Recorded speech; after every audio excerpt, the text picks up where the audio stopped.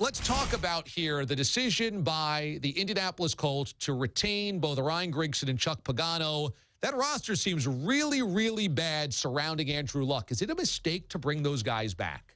Well, listen, I'll say this much. I don't look at, when I evaluate the Indianapolis Colts, I certainly don't watch games on film every week and go, wow, this is a poorly coached team, or wow, this is a really dumb game plan by the defensive coaches or Rob Chudzinski on the offensive side. That's not the case when I really evaluate them. And DA, you know this. I do this all year long.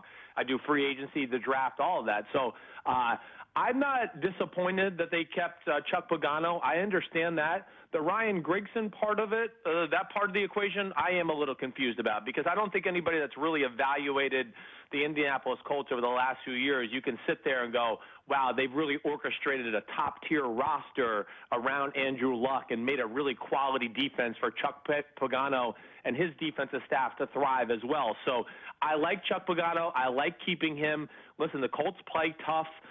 They're in just about every game, but when I really look at them and evaluate them, it's lack of offensive linemen, it's lack of a running back, it's no top-tier pass rushers, no great run stopper on defense.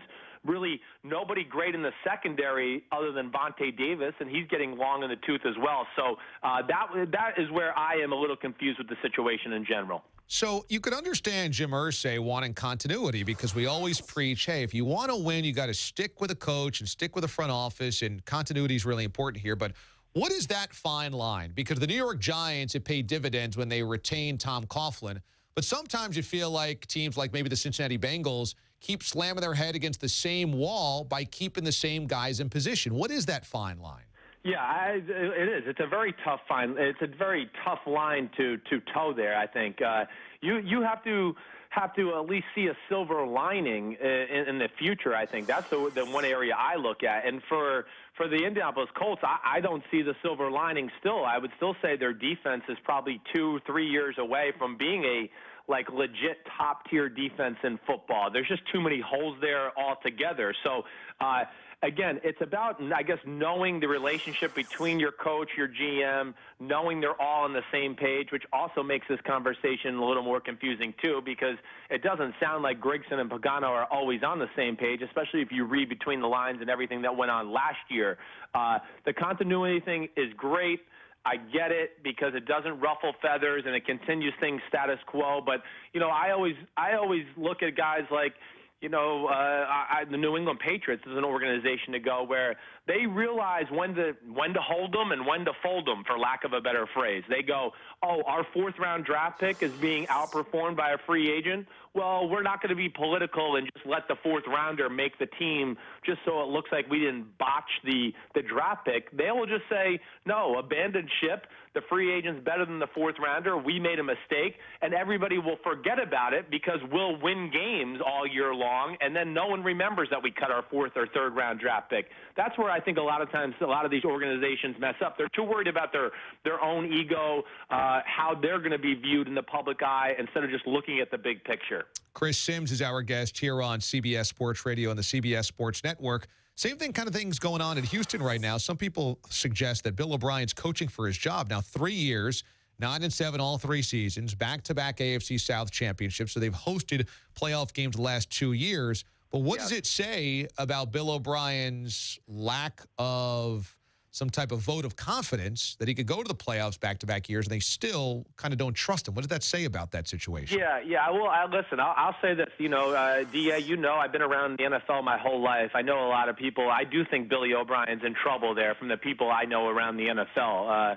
I think at the end of the day, there's a disconnect, a little like we were just talking about with the Indianapolis Colts, between Rick Smith, GM, who just got extended as far as his contract extension, and Billy O. There's obviously a philosophical difference there between the two, and it looks like it's going to be one or the other. And, yes, I do think if the Houston Texans lose tomorrow, Billy O'Brien could be on his way out. I'm not so sure, even if they win and then lose in the divisional playoff game to, let's say, New England, he still might be on his way out. I think it's one of these marriages that might be coming to an end regardless. And I think the world of Billy O'Brien. I think he's a really good football coach. That staff down there, I know a lot of them from the days in New England. Romeo Crennel was on my dad's staff with the New York Giants. So there's a lot of good things there, but sometimes the head coach, the GM don't seem to see eye to eye. And I think that's part of the issue. And, of course, the quarterback situation isn't smoothing things over there either and making things any easier on both of them. Well, is it because Bill O'Brien's kind of a surly personality, feels like he can be a bit rough around the edges? Is that what's hurting him right now? Well, reading between the lines, I do think a little bit. He's a true Northeasterner. I think that's the way to really say it. I mean, he's a guy from, I think Massachusetts, if I remember correctly. And he is. He's a little blunt. He's in your face. He's not going to, politic and BS anybody. Like, if he thinks you stink, he's going to tell you stink. If he thinks you're great, he tells you you're great.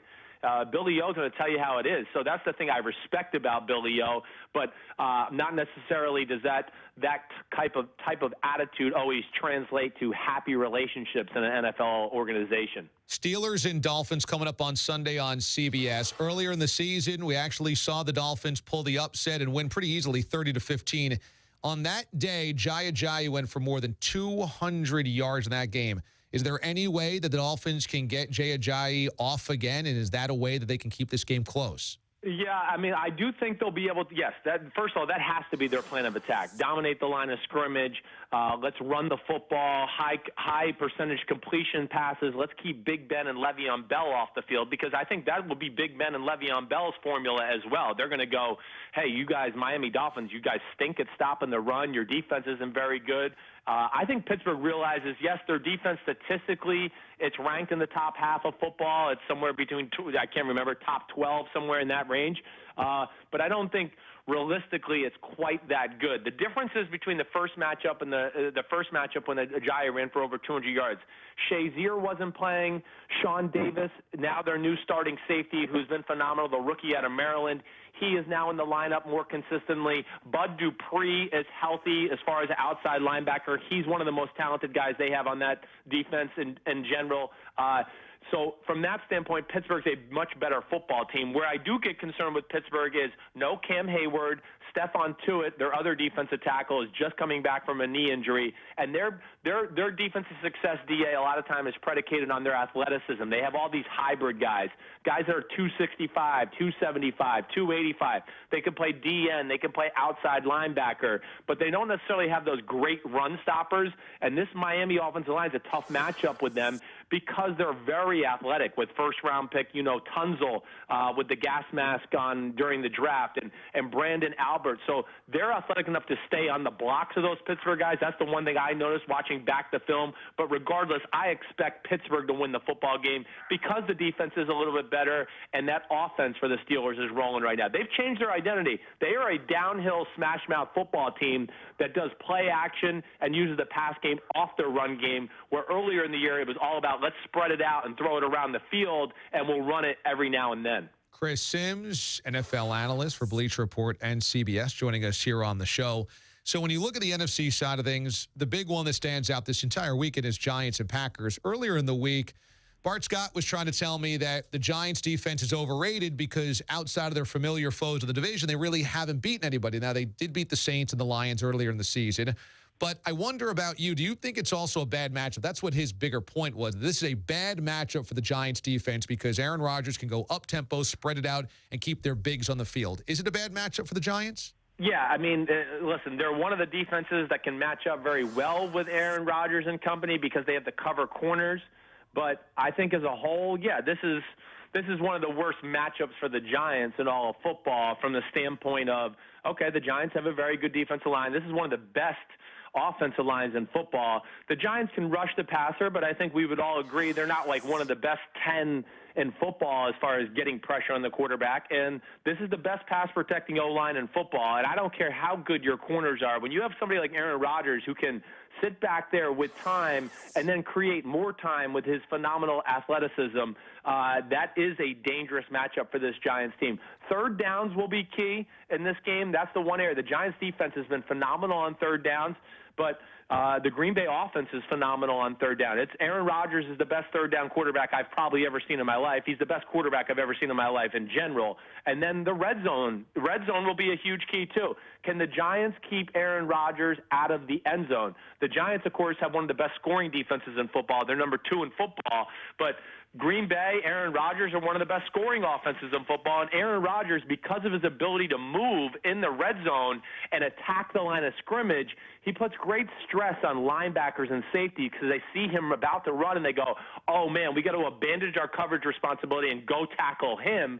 And then he throws a laser behind your ear, and it's a touchdown. That's where it gets dangerous for the Giants. But I'll say this, too.